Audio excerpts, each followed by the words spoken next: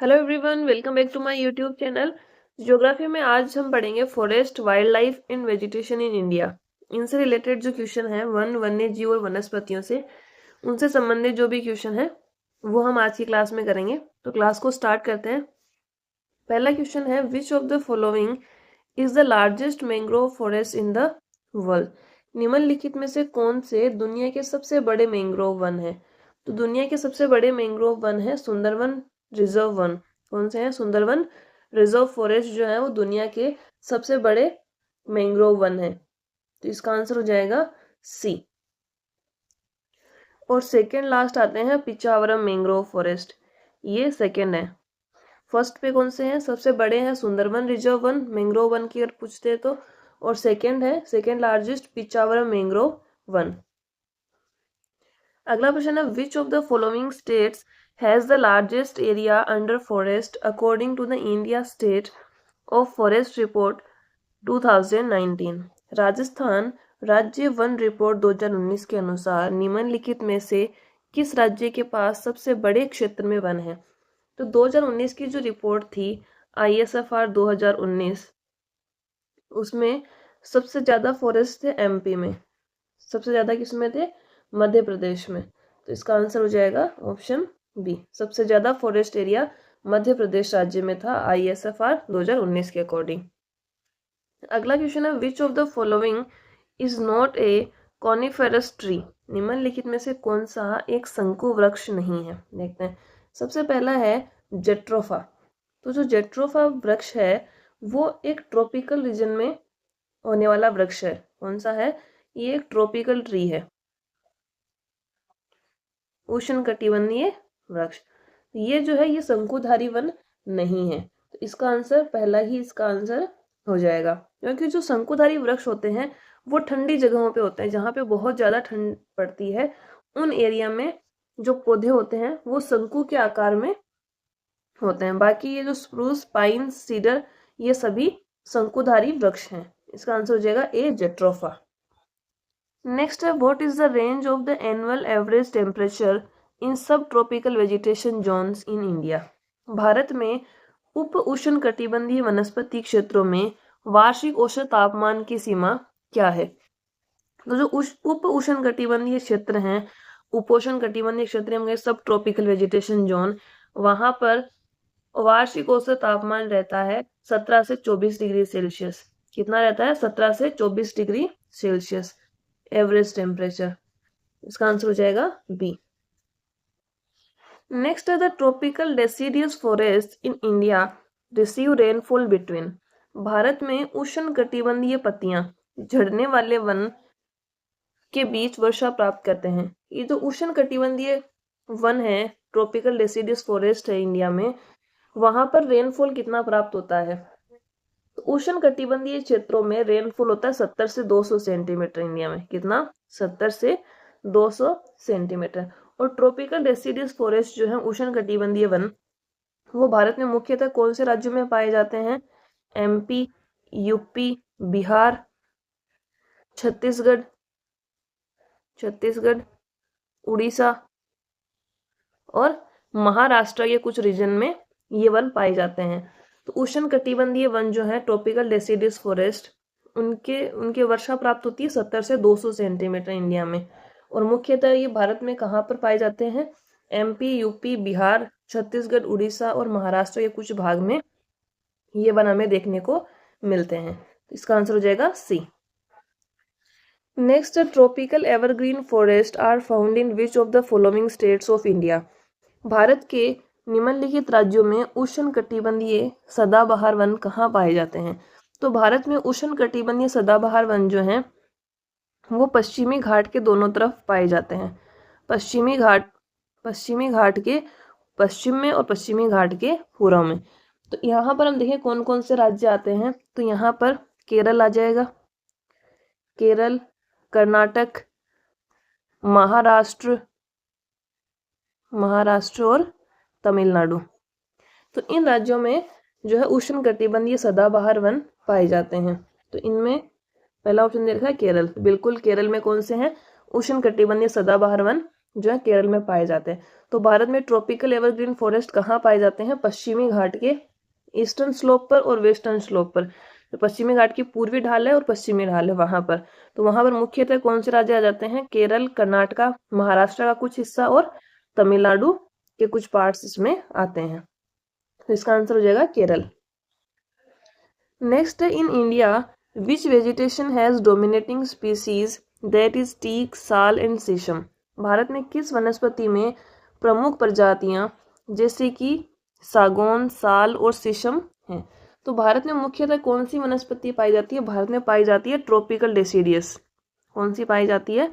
Tropical deciduous forest. मुख्यतः भारत में यही पाए जाते हैं। तो इसमें हो जाएगा उष्णकटिबंधीय पत्तियां झड़ने वाले वन। ये जिन पौधों की पत्तियां सीजन के अकॉर्डिंग उनकी पत्तियां झड़ती हैं, फिर दोबारा नई उनकी पत्तियां आती हैं।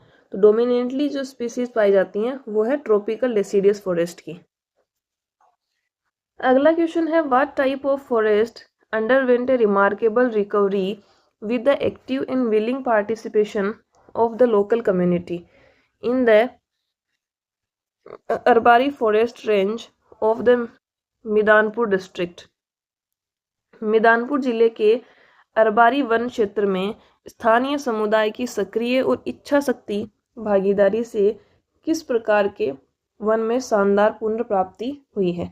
तो जो अरबारी फॉरेस्ट वन है मिदनापुर जिले, ये वेस्ट बंगाल में स्थित है। वेस्ट बंगाल में है अरबारी वन क्षेत्र, और इनमें मुख्यतः साल के वृक्ष पाए जाते हैं। किसके पाए जाते हैं? साल के वृक्ष। इसका आंसर हो जाएगा सी। मिदनापुर जिले में कौन से हैं? अरबारी वन रेंज, और ये राज्य कौन सा हो जाएगा? पश्चिम बंगाल। और यहाँ पर मुख्यतः साल के वृक्ष पाए जाते हैं, तो इसमें हो जाएगा साल फॉरेस्ट। अगला प्रश्न है, in India mangrove forest are majorly found in which of the following states. Bharat में मैंग्रोव वन मुख्य रूप से निम्नलिखित राज्यों में कहाँ पाए जाते हैं? तो भारत में जो मैंग्रोव वन है, सुंदरवन फॉरेस्ट रिजर्व, सुंदरवन क्या है? एक तरह की मैंग्रोव वन है। और सुंदरवन जो पाए हैं पश्चिम बंगाल में स्थित है। कहाँ पर है? पश्चिम बंगाल में। तो इसका आंसर हो जाएगा ऑप्शन सी। नेक्स्ट है, where do mangrove flourish. Mangrove वन कहाँ पनपते हैं? मैंग्रोव वन जो तटीय क्षेत्र होता है, मैंग्रोव वन कहाँ पाए जाते हैं? तटीय क्षेत्रों में पाए जाते हैं। ये मुख्यतः भारत में हम बात करें तो पश्चिम बंगाल में हमें मैंग्रोव वन देखने को मिलते हैं, गुजरात में, उसके अलावा अंडमान और निकोबार द्वीप समूह में, अंडमान एंड निकोबार आइलैंड पर भी हमें मैंग्रोव वन देखने को मिलते हैं। तो इसका आंसर क्या हो जाएगा? सी। तटीय क्षेत्रों में मैंग्रोव वन कहाँ पे पनपते हैं? तटीय क्षेत्रों में मैंग्रोव वन मुख्यतः हमें देखने को मिलते हैं। तो इसका आंसर हो जाएगा C. Next, red sanders in endemic tree species is restricted to which of the following Indian physical division. Red sanders एक स्थलिक पेड़ प्रजाति भारत के किस भौतिक क्षेत्र तक सीमित है? कि जो लाल लकड़ी का चंदन है वो एक स्थानिक प्रजाति है भारत में। तो भारत की किस भौतिक क्षेत्र में पाई जाती है? तो ये भारत के ईस्टर्न घाट में हमें देखने को मिलती है। भारत के पूर्वी घाट में हमें लाल लकड़ी का चंदन देखने को मिलता है, और ये सिर्फ इंडिया में ही पाया जाता है। और इंडिया में भी कहाँ? सिर्फ पूर्वी घाट में। तो एक बहुत से फिक्स एरिया में ये स्पीसीज पाई जाती है। तो इसका आंसर हो जाएगा पूर्वी घाट। और जो रेड सैंडर्स है इसको IUCN कैटेगरी में इंडेंजर्ड स्पीसीज में रखा गया है। किस में रखा गया है? इंडेंजर्ड स्पीसीज में रखा गया है, IUCN कैटेगरी में, इंडेंजर्ड स्पीसीज। तो इसमें क्या है कि जो रेड सैंडर्स है, लाल लकड़ी वाला चंदन, वो भारत के सिर्फ एक पूर्वी घाट वाले रीजन में पाया जाता है पूरी दुनिया में। तो इसका आंसर हो जाएगा पूर्वी घाट। और ये एक सीमित क्षेत्र में पाया जा रहा है, और इसकी कटाई के कारण इसकी संख्या में भी कमी आ रही है। तो इस स्पीसीज को IUCN में इंडेंजर्ड स्पीसीज में रखा गया है, रेड लिस्ट में। नेक्स्ट क्वेश्चन है, are use to make bidis. किसका उपयोग बीड़ी बनाने के लिए किया जाता है? तो बीड़ी बनाने के लिए तेंदू के पत्ते का उपयोग किया जाता है। अगला क्वेश्चन है, which type of forest is the main source of shrubs and resources like silver, fir, juniper, pine in birch for nomadic tribes like Gujjars and Bakarwals. किस प्रकार के वन घुमंतु जनजातियों जैसे गुज्जर और बकरवालों के लिए सिल्वर फिर, जूनिपर, पाइन और बर्च जैसी झाड़ियों और संसाधनों का मुख्य स्रोत है। तो ये जो हमें कुछ पौधों के नाम दे रखे हैं या हम कहीं वृक्षों के नाम दे रखे हैं, सिल्वर फिर, जूनिपर, पाइन, बर्च, ये जो ये पर्वतीय वन में पाए जाते हैं। तो कौन सा हो जाएगा? सी, पर्वतीय वन। नेक्स्ट है the gum produced by various types of trees like acacia trees are. ऐसी विभिन्न प्रकार के पेड़ों जैसे कि अकेशिया पेड़ों द्वारा उत्पादित गोंद है। तो जो पेड़ों से गोंद प्राप्त होता है वो पौधों का एक अपशिष्ट पदार्थ होता है, जो पौधे वेस्ट प्रोडक्ट के रूप में निकालते हैं, उससे गोंद बनता है। तो इसमें कौन सा हो जाएगा? ऑप्शन सी। इन पौधों का अपशिष्ट उत्पाद होता है, वेस्ट प्रोडक्ट होता है पौधों का, और मुख्यतः जैसे कि अकेशिया पेड़ जो होते हैं उनसे भी गोंद बनाया जाता है। अगला प्रश्न है safflower, shisham, khair, arjun and mulberry are the main trees of which vegetation. Safflower, shisham, khair, Arjun और सहतूत किस प्रकार की वनस्पति के मुख्य पेड़ हैं? तो ये हैं ट्रॉपिकल डेसिडियस फॉरेस्ट, उष्णकटिबंधीय पत्तियां झड़ने वाले वन, ऑप्शन डी। नेक्स्ट है which of the following is not correctly matched. सबसे पहला दे रखा है नीम और अल्पाइन क्षेत्र। तो नीम अल्पाइन क्षेत्र में नहीं पाया जाता है, नीम पाया जाता है ट्रॉपिकल डेसिडियस रीजन में। किसमें? जो उष्णकटिबंधीय रीजन है वहां पर ट्रॉपिकल डेसिडियस फॉरेस्ट में पाया जाता है नीम। तो इसमें फर्स्ट गलत हो जाएगा। बाकी फिकस मालाबार तट नमी वाले क्षेत्र में पाया जाता है। पाइन हिमालयन सब ट्रॉपिकल फॉरेस्ट में पाया जाता है। जो भारतीय चंदन है वो डेक्कन प्लेट्यू पे पाया जाता है। तो इसमें हो जाएगा ऑप्शन ए। नीम वाला जो इसमें मेल दे रखा है वो गलत है। अल्पाइन क्षेत्र में नहीं पाया जाता है नीम, नीम पाया जाता है ट्रॉपिकल डेसिडियस फॉरेस्ट में। नेक्स्ट है in India river dolphins are found in river. Bharat में नदी डॉल्फिन किस नदी में पाई जाती है? तो जो नदी डॉल्फिन है वो पाई जाती है घाघरा रिवर में। किसमें पाई जाती है? घाघरा रिवर में। नेक्स्ट है Chilka lake is famous for which of the following birds और एनिमल्स। चिल्का झील निम्नलिखित में से किस पक्षी या प्राणी के लिए प्रसिद्ध है? तो चिल्का झील निम्नलिखित में से किस पक्षी या प्राणी के लिए प्रसिद्ध है? जो चिल्का झील है वो प्रसिद्ध है, ये फ्लेमिंगो के लिए प्रसिद्ध है और इसको रामसर साइट भी घोषित किया गया है। जो चिल्का झील है वो एक रामसर साइट है, इसको 1981 में रामसर साइट घोषित किया गया था। तो चिल्का झील क्या है? एक रामसर साइट है और ये फ्लेमिंगो पक्षी के लिए प्रसिद्ध है। नेक्स्ट क्वेश्चन है in which state can one find the Himalayan yew. किस राज्य में हिमालयन यू पाया जाता है? हिमालयन यू पाया जाता है अरुणाचल प्रदेश में। किस राज्य में पाया जाता है? अरुणाचल प्रदेश। वर्तमान में इसकी बात है तो हिमालयन यू भी ये भी IUCN में इंडेंजर्ड स्पीसीज में है। किसमें है? इंडेंजर्ड स्पीसीज में इसको रखा गया है। हिमालयन यू जो है ये एक मेडिसिन प्लांट है। ये क्या है? एक प्लांट है, मेडिसिनल प्लांट है। नेक्स्ट है which of the following statements is not correct about mangrove forest. निम्नलिखित में से कौन सा कथन मैंग्रोव वनों के बारे में सही नहीं है? देखते हैं। पहला ऑप्शन है मैंग्रोव लवण सहिष्णु पौधे होते हैं। तो जो मैंग्रोव वन है वो तटीय क्षेत्रों में पाए जाते हैं और तटीय क्षेत्रों में लवणता अधिक होती है, तो ये लवणता सहिष्णु होते हैं, शाल टॉलरेंट प्लांट होते हैं। तो पहला ऑप्शन तो इसमें सही है। नेक्स्ट है they can not withstand freezing temperatures. वे ठंडे तापमान को सहन नहीं कर सकते। तो इसका ये भी सही है कि ये ठंडे तापमान को सहन नहीं कर सकते। ये सब ट्रॉपिकल एटीट्यूड में पाए जाते हैं। किसमें होते हैं? ट्रॉपिकल से सब ट्रॉपिकल के बीच में मैंग्रोव फॉरेस्ट जो है वो पाए जाते हैं।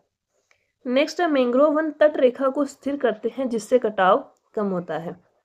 तो ये भी इसमें सही है। मैंग्रोव वन तटीय क्षेत्र में पाए जाएंगे ना, जहाँ पर पौधे पाए जाएंगे, वन पाए जाएंगे, तो वहां से क्या होगा? कटाव कम होगा। नेक्स्ट है मैंग्रोव पेड़ ऑक्सीजन समृद्ध मृदा में उगते हैं। तो इसका जो ऑप्शन डी है ये गलत है। इनको अधिक ऑक्सीजन की आवश्यकता नहीं होती है, ये लोग लो ऑक्सीजन वाली मिट्टी में भी उग सकते हैं। हाई साल्ट यानी कि लवणता उच्च एंड लो ऑक्सीजन वाली मृदा में उगते हैं। तो ऑप्शन डी इसमें गलत है। नेक्स्ट है which of the following animal species is special to the western Ghats. निम्नलिखित में से कौन सी पशु प्रजाति पश्चिमी घाट के लिए विशेष है। तो पश्चिमी घाट में मुख्यतः पाया जाता है नीलगिरी ताहर।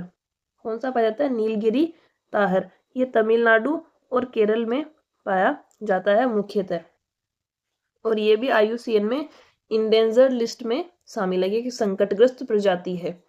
इसका जाएगा ऑप्शन सी नीलगिरी ताहर। कहाँ पर पाया जाता है? पश्चिमी घाट में, मुख्यतः तमिलनाडु और केरल राज्यों में, और ये एक संकटग्रस्त प्रजाति है IUCN की लिस्ट में। नेक्स्ट क्वेश्चन है lion tailed macaque is found in. Lion tailed macaque कहाँ पाया जाता है? जो लायन टेल्ड मकाक है वो पश्चिमी घाट में पाया जाता है मुख्यतः। कहाँ पर? पश्चिमी घाट में। अगला प्रश्न है which of the following plantations helps in the preventation of soil erosion in desert. निम्नलिखित में से कौन सी बागवानी मरुस्थल में मिट्टी को रोकने में मदद करती है? तो मिट्टी को रोकने के लिए मदद करती है शेल्टर बेल्ट्स। कौन सी है? Shelter belts. अगला क्वेश्चन है Sundarbans in West Bengal is an example of. Paschim Bengal में सुंदरवन किसका उदाहरण है? तो सुंदरवन जो है मैंग्रोव वनों के एग्जाम्पल हैं। किसके हैं? मैंग्रोव। और जो सुंदरवन मैंग्रोव वन है वो दुनिया के सबसे बड़े मैंग्रोव वन है। अगला क्वेश्चन है tundra vegetation is found in the. Tundra वनस्पति कहाँ पाई जाती है? तो टुंड्रा वनस्पति जो है वो हायर एल्टीट्यूड में पाई जाती है, जो उच्च अक्षांशों में पाई जाती है। उच्च अक्षांशों में पाई जाती है। यहाँ पर टेम्परेचर कम होगा, टेम्परेचर कम होता है, सनलाइट भी यहाँ पर कम प्राप्त होती है, सनलाइट भी कम प्राप्त होती है। तो ऐसे क्षेत्रों में टुंड्रा वनस्पति का विकास होता है। कहाँ पर? उच्च अक्षांशों में। तो भारत में उच्च अक्षांश की बात है तो भारत में उच्च अक्षांश कहाँ पर होंगे? हिमालयन रीजन में। तो जो टुंड्रा वनस्पति है वो भारत में हिमालयन क्षेत्रों में पाई जाती है। नेक्स्ट क्वेश्चन है which of the following endemic species is not found in the western Ghats. निम्नलिखित में से कौन सी स्थलिक प्रजाति पश्चिमी घाट में नहीं पाई जाती है? तो इसमें पहला ऑप्शन है नीलगिरी लंगूर, ये पश्चिमी घाट में पाया जाता है। नेक्स्ट है ब्राउन पाम सिवेट, ये भी पश्चिमी घाट में पाई जाने वाली एक प्रजाति है। ऑप्शन सी है हिस्पिड हेयर। जो हिस्पिड हेयर है वो पश्चिमी घाट में नहीं पाई जाती है, तो ये हिमालयन क्षेत्र में पाई जाती है। कहाँ पर? ये हिमालयन रीजन में पाया जाने वाला एक जीव है। तो इसमें हो जाएगा ऑप्शन सी। नेक्स्ट क्वेश्चन है what type of trees are found in mountain forest in India. Bharat में पर्वतीय वनों में किस प्रकार के पेड़ पाए जाते हैं? तो पर्वतीय वनों में चीड़, पाइन, देवदार, ये सब पेड़ जो हैं पर्वतीय क्षेत्रों में भारत में पाए जाते हैं। इसमें से कौन सा दे रखा है? ऑप्शन ए, चीड़ जो है ये पर्वतीय वनों में भारत में पाए जाने वाला एक पेड़ है। नेक्स्ट है which one of the following states is famous for its sandalwood. निम्नलिखित में से कौन सा राज्य अपनी चंदन लकड़ी के लिए प्रसिद्ध है? तो भारत में जो कर्नाटक राज्य है वो चंदन की लकड़ी के लिए प्रसिद्ध है। सबसे ज्यादा चंदन की लकड़ी कर्नाटक राज्य में जो है वहां से उसका प्रोडक्शन होता है। इसमें जाएगा ऑप्शन डी। नेक्स्ट है Gir dry deciduous forest are found in. Gir शुष्क पत्तियां झड़ने वाले वन कहाँ पाए जाते हैं? तो गिर शुष्क जो पर्णपाती वन है, इनको हम पर्णपाती यानी कि पत्तियां झड़ने वाले हो गया, पर्णपाती वन भी इनको लिखा जाता है। तो जो गिर पर्णपाती वन है वो गुजरात क्षेत्र में पाए जाते हैं। कहाँ पर? गुजरात में। और गुजरात में गिर नेशनल पार्क भी है, वो जो कि गिर लॉयन के लिए फेमस है। इसमें जाएगा ऑप्शन बी। अगला प्रश्न है spiny forest are found in. Spiny वन कहाँ पाए जाते हैं? तो स्पाइनी वन जो है ये राजस्थान में पाए जाते हैं। कहाँ पर? राजस्थान में। नेक्स्ट है tropical rain forest are found in the silent valley of. उष्ण कटिबंधीय वर्षा वन कहाँ पाए जाते हैं? तो ट्रॉपिकल रेन फॉरेस्ट है ये पाए जाते हैं केरला में। कहाँ पर? केरल राज्य में। साइलेंट वैली कहाँ पर स्थित है? साइलेंट वैली नीलगिरी पहाड़ियों में स्थित है। नीलगिरी पहाड़ियों में, नीलगिरी पहाड़ियों में केरल में स्थित है साइलेंट वैली। नेक्स्ट है which wood is use to make cricket bats. Cricket bat बनाने के लिए कौन सी लकड़ी का उपयोग किया जाता है? तो क्रिकेट बैट बनाने के लिए बबूल की लकड़ी का प्रयोग, बबूल की नहीं, विलो की लकड़ी, विलो वुड यूज की जाती है। कौन सी हो जाएगी? Willow would. और ये हमें मिलती है जम्मू कश्मीर में। कहाँ पर मिलती है? J&K में। अगला प्रश्न है which of the following is the most wide spread type of forest in India. निम्नलिखित में से कौन सा वन भारत में सबसे व्यापक प्रकार का है? तो भारत में कौन से वन पाए जाते हैं? डेसिडियस फॉरेस्ट, पर्णपाती वन जो मुख्यतः भारत में पाए जाते हैं। Option A. नेक्स्ट है where is an animal named hoolock gibbon found. Hoolock gibbon नामक प्राणी कहाँ पाया जाता है? तो हुलॉक गिबोन प्राणी जो है ये पाया जाता है अरुणाचल प्रदेश में। कहाँ पे देखने को मिलता है? अरुणाचल प्रदेश में। जो नॉर्थ ईस्ट इंडिया है वहां पर ये जीव पाया जाता है। तो ये हमारा टॉपिक कंप्लीट हो गया वन्य जीवों और वनस्पतियों से संबंधित। अगला टॉपिक है एग्रीकल्चर एंड एनिमल हस्बेंड्री, कृषि एवं पशुपालन। तो कृषि एवं पशुपालन में पहला क्वेश्चन देखते हैं। पहला, which of the following statements with regard to the green revolution is not true. नीचे दिए गए कथनों में से कौन सा कथन ग्रीन रेवोल्यूशन के संदर्भ में सत्य नहीं है? तो पहला है समय के साथ इनपुट्स को घटाना आवश्यक है। तो ग्रीन रेवोल्यूशन को स्टार्ट किया गया था। ग्रीन रेवोल्यूशन का मुख्य उद्देश्य था कि जो कृषि क्षेत्र है उसको बढ़ाना, कृषि क्षेत्र को बढ़ाना, हाई यील्डिंग वैरायटी के बीज यूज करना। क्या करना? जो हाई यील्डिंग वैरायटी है उसके बीज यूज करना। तो इसमें क्या है, आपको प्रोडक्टिविटी बढ़ानी है, कृषि क्षेत्र बढ़ाना है, हाई यील्डिंग सीड्स की मात्रा बढ़ानी है। तो इनपुट्स को आपको घटाना नहीं है, इसके एवज में बढ़ाना है। तो इसमें पहला ऑप्शन गलत है, इसका आंसर हो जाएगा ये। नेक्स्ट है इसमें उर्वरक और कीटनाशकों की आवश्यकता होती है। तो कीटनाशकों की आवश्यकता होगी, उर्वरक भी चाहिए होंगे आपको अच्छी फसल प्राप्त करने के लिए। नेक्स्ट है ये फसल की उपज को बढ़ाता है, ये भी सही है। और इसमें उच्च उपजाऊ किस्मों के बीज का प्रयोग होता है, तो ये भी सही है। पहला इसमें गलत दे रखा है कि समय के साथ इनपुट्स को घटाना आवश्यक है, तो इनको घटाना आवश्यक नहीं है। नेक्स्ट है which of the following is a major wheat growing region of India. निम्नलिखित में से कौन सा भारत का प्रमुख गेहूं उत्पादक क्षेत्र है? तो भारत में प्रमुख गेहूं उत्पादक क्षेत्र जो पंजाब हरियाणा वाले रीजन है वहां पर कौन सा है? पंजाब हरियाणा मैदान। यहाँ पर मुख्यतः या प्रमुख गेहूं उत्पादक क्षेत्र है ये इंडिया में। सबसे ज्यादा गेहूं का उत्पादन इसी क्षेत्र में होता है। नेक्स्ट है slash and burn agriculture is also known as in Madhya Pradesh. Madhya Pradesh में स्लेश और बर्न कृषि को किस नाम से जाना जाता है? इसको जाना जाता है बेवार के नाम से। इसमें हो जाएगा ऑप्शन बी। ये एक तरह की झूमिंग कृषि है।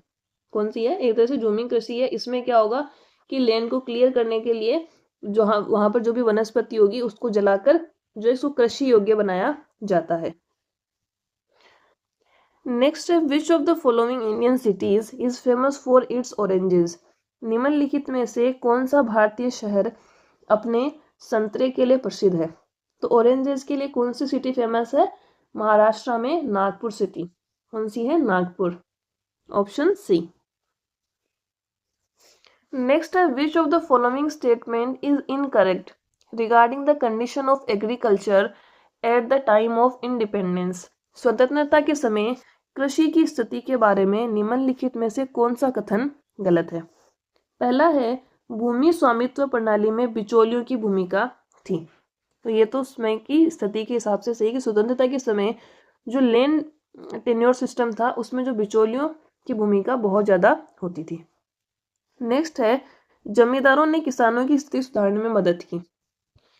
तो ये जो है ऑप्शन बी ये पूरी तरीके से गलत है, क्योंकि जमींदारों ने तो किसानों की स्थिति को खराब ही किया था, वो उनका शोषण ही किया करते थे। लास्ट में गवर्नमेंट ने ये जमींदारों के लिए एक्ट लाए थे जो कि लैंड रिफॉर्म्स किए गए थे 1951 में। उसके बाद किसानों की स्थिति में सुधार आया है। तो ऑप्शन बी इसमें सही हो जाएगा कि ये ऑप्शन इसमें गलत दे रखा है। बाकी भारतीय किसानों को नकद फसलों के उत्पादन के लिए प्रोत्साहित किया गया, ये भी सही है। और कृषि क्षेत्र की उत्पादनशीलता कम थी उस समय में, ये भी सही है। नेक्स्ट है name the state that became the first state to introduce carbon neutral farming methods in March 2022। March 2022 में कार्बन न्यूट्रल कृषि विधियों को पेश करने वाला पहला राज्य कौन सा था? तो फर्स्ट स्टेट था कार्बन न्यूट्रल फार्मिंग मेथड्स को इंट्रोड्यूस करने वाला केरला। कौन सा था? केरल। नेक्स्ट है which of the following minerals helps crops withstand pest. निम्नलिखित में से कौन से खनिज फसलों को कीटों से बचाने में मदद करते हैं? इनमें देखें तो पहला दे रखा है कैल्शियम, पोटेशियम और सोडियम, तो ये नहीं है। खनिज फसलों को कीटों से बचाने के लिए मदद करते हैं, इसमें आ जाते हैं मिनरल, पोटेशियम, कैल्शियम और मैग्नीशियम। तो ये दे रखा है हमें ऑप्शन सी में, potassium, calcium and magnesium. Next है crop production does not involve considerable cost on which of the following. फसल उत्पादन में निम्नलिखित में से किस पर विचारणीय लागत नहीं होती है? तो कंसिडरेबल कॉस्ट की हम बात करें तो पहला है बीजों की लागत, ये तो इसमें लागत होती है फसल उत्पादन में। नेक्स्ट है कीटनाशकों की लागत और उर्वरकों की लागत। नेक्स्ट है पशु आहार की लागत, तो इसमें हो जाएगा ऑप्शन डी। जो एनिमल फूड है वो किसमें जो कंसिडरेबल नहीं होगा, क्रॉप प्रोडक्शन में उसको इंक्लूड नहीं किया जाएगा। बाकी बीजों की, कीटनाशकों की, उर्वरकों की लागत जो है वो कंसिडरेबल कॉस्ट है क्रॉप प्रोडक्शन में। नेक्स्ट है identify the incorrect pair of primitive substance agriculture and related state from the following. निम्नलिखित में से किस जोड़ी में प्राचीन अस्तित्व, कृषि और संबंधित राज्य गलत है? पहला है कॉमन, पहला ऑप्शन है कॉमन केरल। जो कॉमन एग्रीकल्चर है वो केरल में नहीं, उड़ीसा में की जाती है। उड़ीसा की प्राचीन कृषि है कॉमन, इसमें पहला ऑप्शन हमें गलत दे रखा है। बाकी पोडू आंध्र प्रदेश में, दहिया एमपी में और कुरुमा झारखंड की जो है प्राचीन कृषि है, प्रिमिटिव सब्सटेंस एग्रीकल्चर है।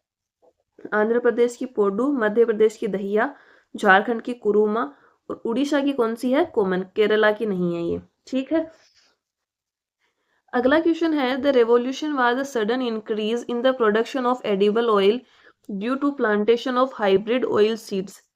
कौन सी क्रांति हाइब्रिड तेल के बीजों के रोपण के द्वारा खाद्य तेल उत्पादन में अचानक वृद्धि थी? तो खाद्य तेल उत्पादन में वृद्धि के लिए कौन सी थी? Yellow revolution. इसको हम सॉरी येलो है ना, पीली क्रांति, सुनहरी क्रांति नहीं है। कौन सी है? पीली क्रांति। इसमें जो ब्लैक रेवोल्यूशन है ये थी पेट्रोलियम प्रोडक्शन के लिए। जो पेट्रोलियम प्रोडक्ट हैं उनमें अच्छी उत्पादकता के लिए ब्लैक रेवोल्यूशन थी। और जो गोल्डन रेवोल्यूशन है वो थी बागवानी के लिए, horticulture and honey and fruit. पीली क्रांति किसके लिए हो गई? तेलों के लिए, ऑयल सीड्स के लिए। और जो भूरी क्रांति है, ब्राउन रेवोल्यूशन, ये थी लेदर एंड कोकोवा के लिए, लेदर एंड कोकोवा। नेक्स्ट है silver revolution is concern with. Silver क्रांति किससे संबंधित थी? तो सिल्वर क्रांति संबंधित थी एग प्रोडक्शन से। किससे? अंडा उत्पादन से। नेक्स्ट है who is called the father of green revolution in India. Bharat में हरित क्रांति का जनक किसे कहा जाता है? भारत में हरित क्रांति का जनक कहा जाता है एम.एस. स्वामीनाथन को। किसको कहा जाता है? एम.एस. स्वामीनाथन भारत में हरित क्रांति के पिता कहे जाते हैं। Next, grey revolution in India is related to which of the following. Bharat में ग्रे क्रांति निम्नलिखित में से किससे संबंधित है? तो ग्रे क्रांति संबंधित थी उर्वरक उत्पादन से। किससे थी? फर्टिलाइजर प्रोडक्शन से संबंधित थी ग्रे रेवोल्यूशन। नेक्स्ट है which colour revolution was related to leather and cocoa. कौन सी क्रांति चमड़े और कोकोवा से संबंधित थी? तो चमड़े और कोकोवा से संबंधित कौन सी क्रांति थी? ब्राउन रेवोल्यूशन, भूरी क्रांति जो है चमड़े और कोकोवा से रिलेटेड थी। नेक्स्ट है blue revolution in India is related to. Bharat में नीली क्रांति किससे संबंधित है? तो नीली क्रांति, पानी का कलर कैसा? नीला। पानी में क्या होती है? मछलियां। तो ये हो जाएगा मत्स्य पालन से, फिशरी से रिलेटेड थी नीली क्रांति। नेक्स्ट है which colour is associated with the revolution in fertilisers. कौन सा रंग उर्वरकों में क्रांति से संबंधित है? तो फर्टिलाइजर या उर्वरकों से संबंधित था ग्रे रेवोल्यूशन, ऑप्शन बी। अगला प्रश्न है रायतु बंधु scheme is the scheme of which of the following states? ये है रायतु बंधु। रायतु बंधु रायतु बंधु योजना निम्नलिखित में से किस राज्य की योजना है? तो रायतु बंधु योजना है तेलंगाना राज्य की। ये 2018 में स्टार्ट की गई थी और ये फार्मर्स के लिए जो है उनको सपोर्ट करने के लिए ये योजना शुरू की गई थी। तो रायतु बंधु कौन से राज्य की है? तेलंगाना की। 2018 में इसको स्टार्ट किया गया था। नेक्स्ट है name the underground water channels developed during ancient times in which water drains using gravity via A slope for the purpose of irrigation. प्राचीन काल में विकसित भूमिगत जल नलिकाओं का नाम बताएं जिन्हें जल ग्रेविटी द्वारा ढलान के माध्यम से निकाला जाता है और सिंचाई के उद्देश्य से इनका प्रयोग होता है। तो इनको कहा जाता है कनात। क्या बोलते हैं? कनात। नेक्स्ट है which of the following areas in our country has the highest demand and consumption of water? हमारे देश में निम्नलिखित में से किस क्षेत्र में पानी की सबसे अधिक मांग और खपत होती है? हमारे देश में सबसे अधिक पानी की मांग और खपत होती है कृषि क्षेत्र में, इसमें एग्रीकल्चर सेक्टर में। Next is the process by which farmers grows trees on their land for commercial and non commercial purposes. वह प्रक्रिया है जिसके द्वारा किसान अपने खेतों पर वाणिज्यिक और गैर वाणिज्यिक उद्देश्यों के लिए वृक्ष लगाते हैं। तो किसान जो है वो कृषि वनवृत्ति एग्रो फॉरेस्ट्री की प्रोसेस में अपने खेतों में वृक्ष लगाते हैं। तो इसमें हो जाएगा कृषि वनवृत्ति एग्रो फॉरेस्ट्री। नेक्स्ट है with which of the following is the green revolution related? हरित क्रांति निम्नलिखित में से किससे संबंधित है? हरित क्रांति संबंधित है फूड एंड ग्रेन प्रोडक्शन से, खाद्य और अनाज उत्पादन से। तो इसका आंसर हो जाएगा ऑप्शन सी।